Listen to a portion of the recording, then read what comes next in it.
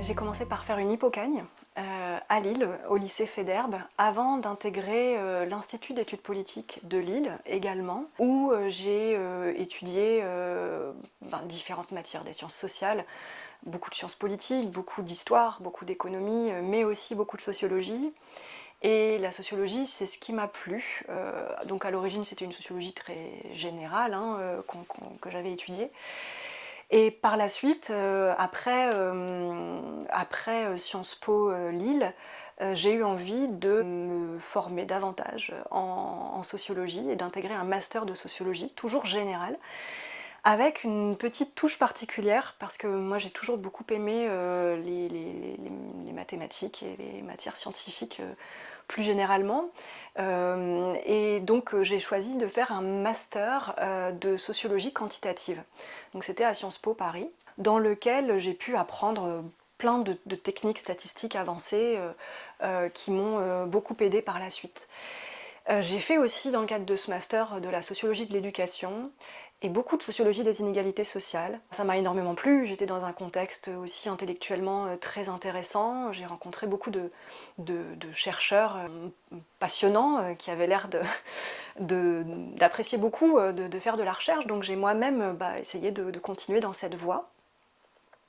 Alors comment j'ai fait? J'ai d'abord réfléchi à un sujet qui m'aurait intéressée, et à ce moment-là, ce qui m'intéressait le plus, c'était la sociologie des styles de vie, la sociologie qui s'intéresse aux inégalités sociales du point de vue des styles de vie, des différences de mode de vie. Voilà. En sociologie, c'est un champ assez important. J'ai été mise au courant que la MAIF, donc la Mutuelle d'assurance des instituteurs de France, qui est le principal assureur des enseignants en France, la MAIF cherchait quelqu'un pour faire une recherche en contracifre sur les transformations des modes de vie des enseignants. La MAIF, un acteur économique, avait donc un questionnement sur ce qui se passait à l'époque parmi les enseignants, parmi son sociétariat, en termes de style de vie. Est-ce que les jeunes enseignants étaient toujours les mêmes que les enseignants qui partaient à la retraite, donc dans ces années 2005-2006 ? Donc on a pu mettre en place cette thèse en contracif dans des conditions très bonnes. Donc j'ai pu consacrer 100% de mon temps à la thèse. Et j'ai pu bénéficier aussi d'un accès aux sociétaires de la MAIF pour pouvoir faire passer une grande enquête par questionnaire. Après avoir soutenu ma thèse, j'ai commencé à candidater sur des postes de maîtresse de conférences. Et moi, j'ai eu besoin de 3 campagnes pour être recrutée comme maîtresse de conférence, donc ça a duré un peu longtemps cette période. C'était fatigant parce que les campagnes de recrutement, je trouve important de le dire, ça mobilise énormément, il faut faire des dossiers, ça coûte en termes de temps, ça coûte de l'argent aussi. Quand on a la chance d'être auditionné, ça coûte de l'argent. Et c'est fatigant émotionnellement parce que on y croit, on s'implique, on se projette, on a très envie, on est très motivé, et puis ça reste un concours et ça marche pas toujours. Donc au bout de 3 campagnes, j'ai eu un poste à l'université de Bourgogne, à Dijon, en 2013, dans un laboratoire qui s'appelle l'IREDU, l'Institut de recherche sur l'éducation, qui est un laboratoire de recherche en sciences de l'éducation, mais qui est historiquement axé plutôt sur la sociologie et l'économie de l'éducation. Et puis qui a la caractéristique d'être un laboratoire spécialisé dans les méthodologies quantitatives. Donc j'étais vraiment très satisfaite d'obtenir un poste là-bas parce qu'il y avait une adéquation assez forte entre mon parcours antérieur, mes compétences méthodologiques et le poste sur lequel on attendait un ou une sociologue quantitativiste de l'éducation. À partir de 2015, j'ai pu aussi m'intégrer dans des projets collectifs très intéressants avec d'autres collègues d'autres universités, d'autres laboratoires. J'ai travaillé avec Agnès Van Zanten sur les stratégies éducatives des parents enseignants dont les enfants ont tendance à bien réussir à l'école. J'ai travaillé dans une équipe coordonnée par Hans-Peter Blosfeld sur les inégalités sociales dans l'enseignement secondaire à cette période-là. Et puis sur cette période, j'ai aussi pu commencer à déposer moi-même des projets de recherche, à commencer à co-encadrer des thèses, enfin bref, à construire mes propres axes de recherche et à alimenter comme ça un parcours de plus en plus singulier tout en étant de plus en plus collectif. Ce qui m'a conduit en 2023 à soutenir une HDR en sciences de l'éducation et de la formation, et qui restait, étant donné mon parcours, très ancré dans la sociologie de l'éducation, croisée à la sociologie des professions et toujours la sociologie de la stratification sociale. Et puis cette habilitation à diriger des recherches, elle m'a permis d'obtenir un poste de prof des universités une année plus tard, et de commencer à encadrer des thèses, ce que je fais avec beaucoup de plaisir, soit sur la sociologie des enseignants, soit sur la sociologie des inégalités sociales. Voilà, mon parcours d'aujourd'hui en est là, et je vais continuer à développer des recherches dans cette direction.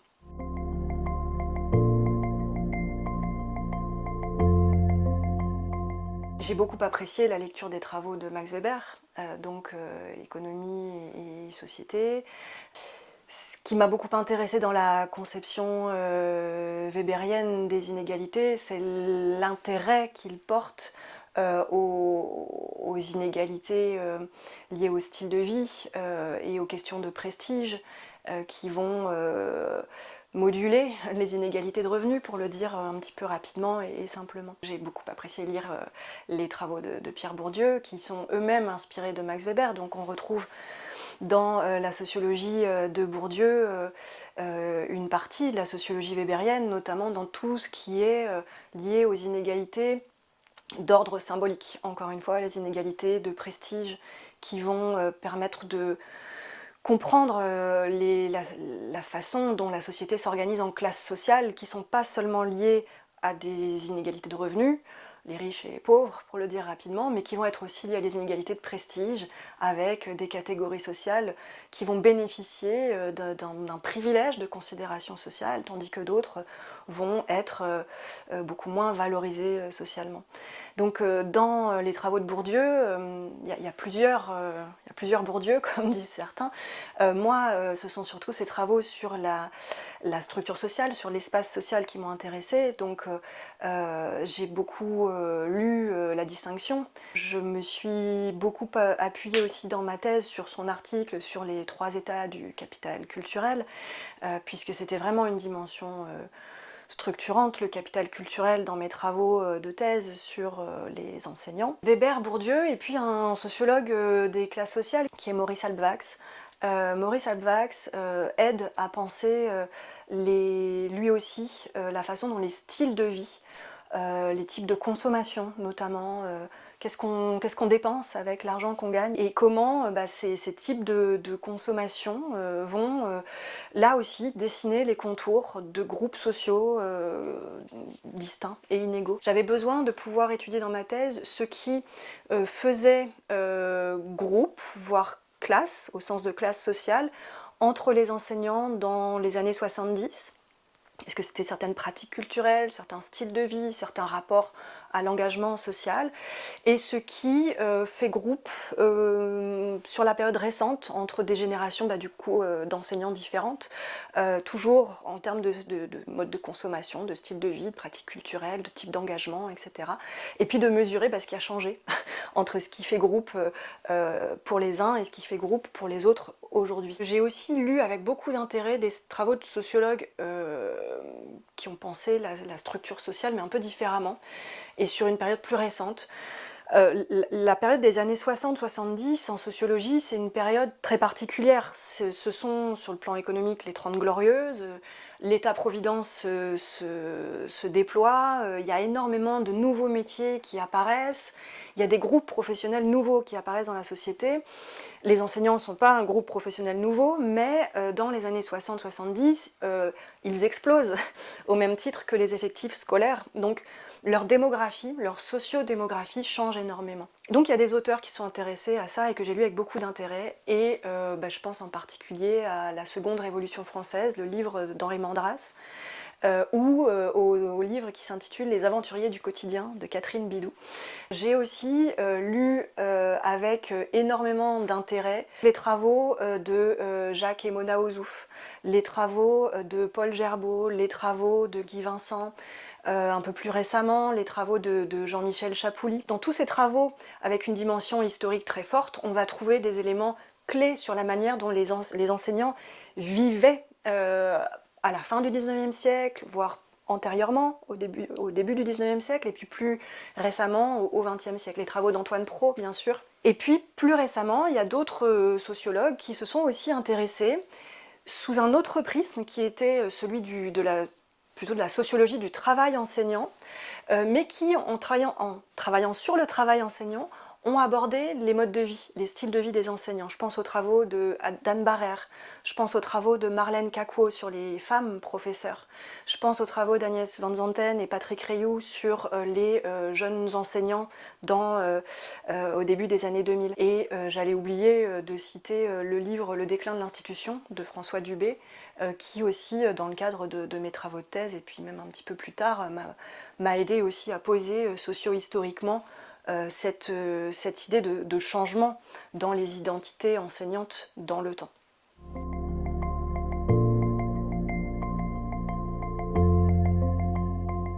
Ce livre, il a une histoire un peu particulière, parce qu'il est issu pleinement de ma thèse.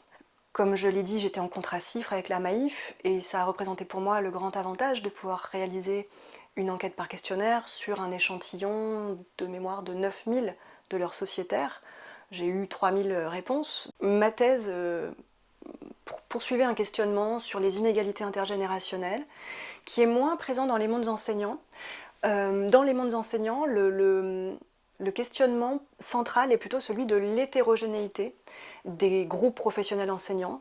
Sociologiquement, qu'est-ce qui différencie des enseignants du premier degré et d'enseignants du second degré?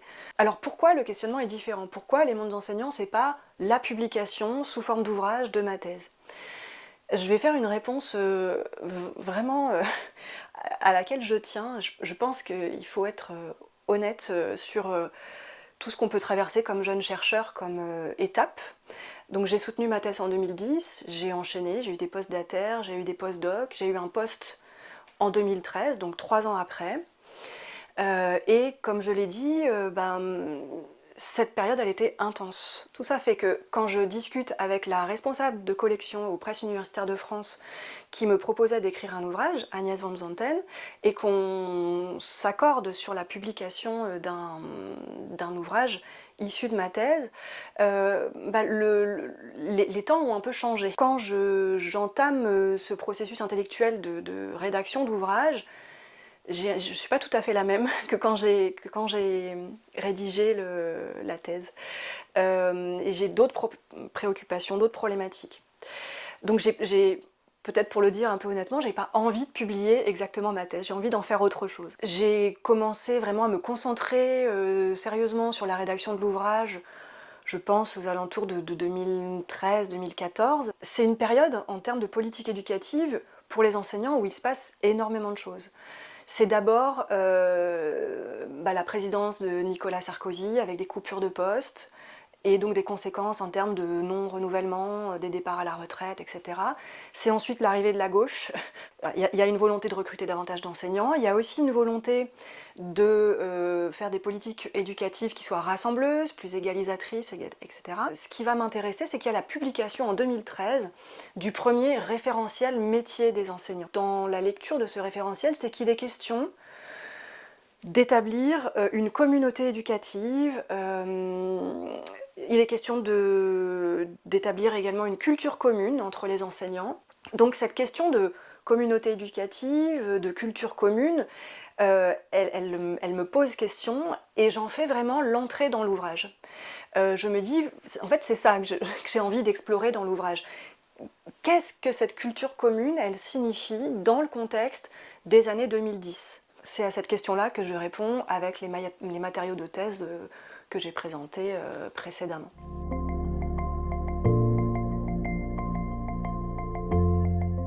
Je crois qu'il y a une idée essentielle que je fais passer ou que je développe, ou en tout cas un résultat principal auquel je parviens, qui est que les enseignants ne forment pas un ensemble sociologique homogène, comme certains auraient aimé que ce soit le cas. ou comme certains ont pu croire que c'était le cas.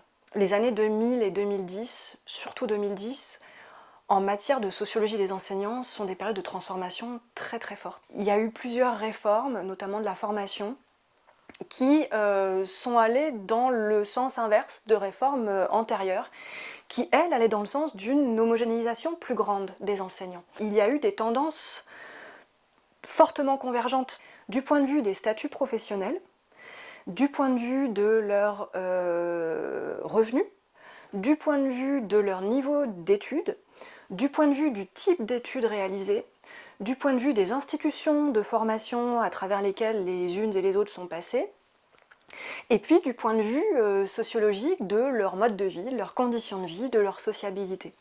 Donc ces tendances convergentes, dans le livre, je les mesure et je les démontre. Mais il y a aussi, et c'est le point principal du livre, le maintien de formes d'hétérogénéité qui sont très fortes. Le livre considère la période qui va des années 60 jusqu'aux années 80. C'est une période exceptionnelle qui a amené les enseignants à être assez différents des enseignants des générations antérieures. À partir des années 80, on va moins recruter de nouveaux enseignants. Il va moins y avoir cet effet massif d'arrivée de nouvelles générations d'enseignants sociologiquement différents des générations précédentes. Cet effet-là, à partir des années 80, il disparaît, mais par contre, les générations recrutées jusqu'au début des années 80 vont rester. Elles vont faire toute leur carrière dans l'enseignement, jusqu'à partir à la retraite. Pour les premiers recrutés dans les années 60 ou à la fin des années 50, partir à la retraite au tournant des années 90-2000.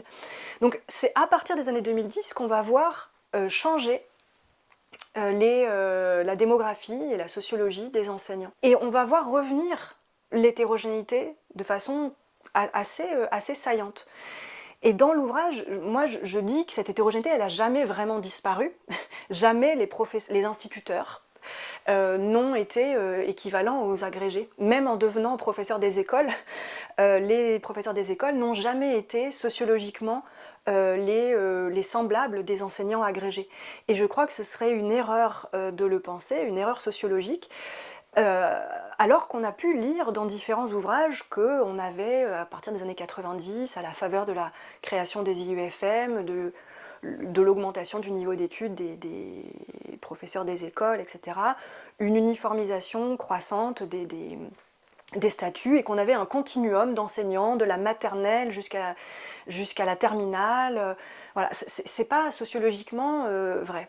Donc l'idée principale de cet ouvrage, c'est de montrer en quoi c'est pas vrai, mais d'expliquer aussi pourquoi on peut le croire, et aussi pourquoi on peut l'avoir souhaité. Il y a eu des forces politiques intenses, notamment au niveau syndical, qui ont œuvré à un rapprochement des conditions enseignantes très fort. Et il y a une période super intéressante à analyser, au tournant des années 80-90, où il y a eu des débats intenses sur comment revaloriser la condition des instituteurs. S'agissait-il de rendre leur statut équivalent, de faire un même statut pour les instituteurs et les certifiés, ou fallait-il maintenir deux statuts différents ? Fallait-il être rassembleur ou continuer dans la segmentation, la différenciation ? On a choisi la segmentation tout en revalorisant la condition des professeurs des écoles par rapport aux instituteurs, en rendant leur statut équivalent à celui des certifiés. Mais voilà, donc l'idée principale de l'ouvrage, c'est celle-là. L'hétérogénéité sociologique entre les enseignants, elle est là, elle a toujours été là, mais il y a eu une période au cours de laquelle où il y a eu un brouillage des frontières qu'on peut expliquer par la recherche.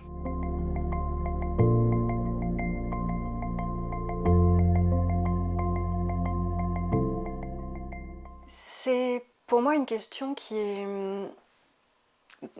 est intéressante et à laquelle je vais répondre peut-être un petit peu à côté. Dans le contexte des années 2010, il s'est passé beaucoup de choses concernant les enseignants.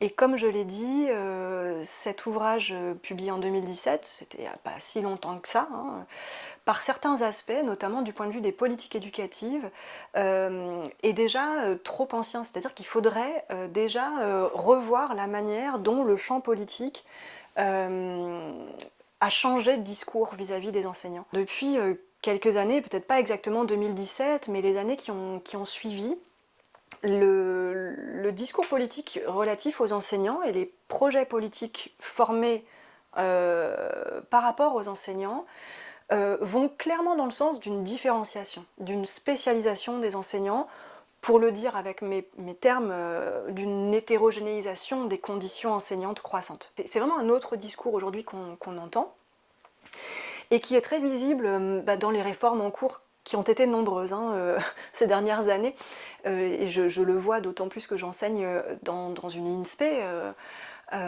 Donc les réformes de la formation des enseignants, elles ont été nombreuses, et elles vont dans le sens d'une différenciation des parcours de formation des enseignants. Et même ces toutes dernières années, il y a eu quelques débats, des moments de flottement où on ne savait pas bien si on allait revenir sur la nécessité pour les professeurs des écoles, donc les enseignants du premier degré, d'avoir un diplôme de master. Maintenant, la réforme qui va être mise en place à la rentrée prochaine dit clairement que les professeurs des écoles doivent détenir un bac+5. Donc moi, j'ai lu ces débats avec beaucoup d'intérêt, et en même temps beaucoup de sueur froide aussi par rapport à la partie plus enseignement, dans laquelle je passe aussi beaucoup de temps, parce que je fais de la recherche, mais j'enseigne beaucoup, je suis responsable de formation. Enfin, toutes ces réformes, elles impactent très directement mon quotidien professionnel. Ces mécanismes de segmentation qui sont aujourd'hui explicitement à l'œuvre me semblent assez risqués. Quand on regarde la façon dont les enseignants travaillent, que ce soit des travaux de sociologues du travail, de chercheurs en sciences de l'éducation qui se sont intéressés au travail des enseignants, les sociabilités professionnelles entre enseignants sont un support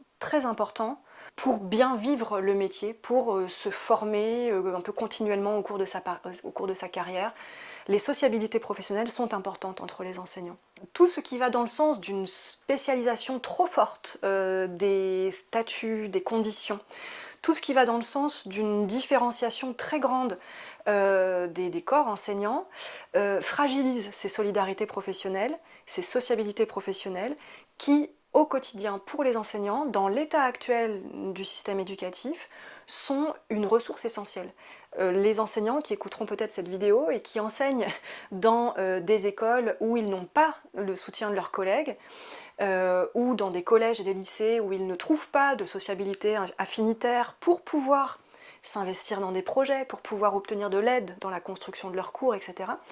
Ces enseignants-là vont être plus en difficulté professionnelle, mais aussi personnelle, dans l'exercice de leur métier.